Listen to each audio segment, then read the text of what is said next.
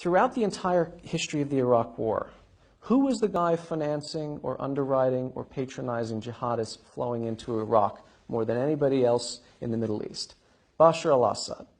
This guy was underwriting al-Qaeda in Iraq up until 2009. In fact, what would happen is if you were a jihadist in Tunisia, Saudi Arabia, Pakistan, you would fly into Damascus International Airport.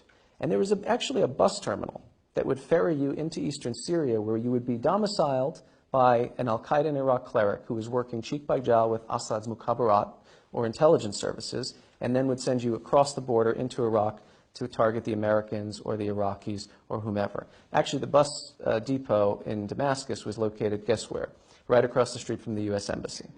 So this was happening all under the watch of the U.S. government. David Petraeus, Ryan Crocker, who was then U.S. ambassador to Iraq, were prevailing upon Assad, please shut your border, stop this relationship with jihadism. In 2009, according to a former Iraqi intelligence officer, one of the good guys, he had a guy in Zabadani, a town north of Damascus, wearing a wire, a spy.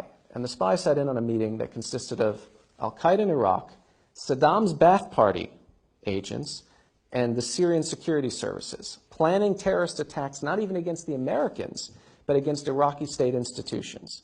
So again, the health ministry, the finance ministry, all of these weeks later were blown up in these spectacular attacks, vehicle-borne IEDs that left huge craters in the ground. So this is important to remember because the Syria revolution begins, or the protest movement begins in 2011. From day one, Assad's line is this: I am fighting not protesters or Democrats, I'm fighting al-Qaeda.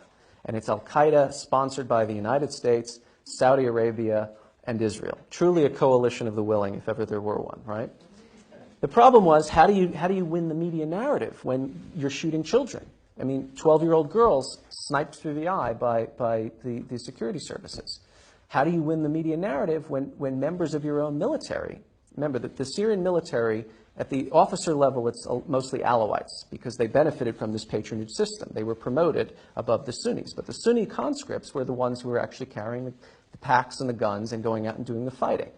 They would be sent into territories and told, you're going to fight terrorists, except when they got there, they weren't terrorists.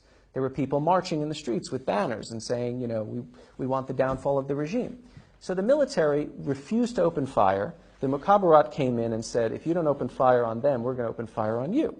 The first clashes and defections occurred actually in Idlib province in 2011 because the military refused to shoot peaceful, unarmed protesters. So Assad starts losing the war of ideas. So what does he do? 2011, he declares a general amnesty for what he pretends are political prisoners. In fact, a lot of the jihadis who he had once sent over into Iraq and then arrested when they came back to Syria were let out of prison.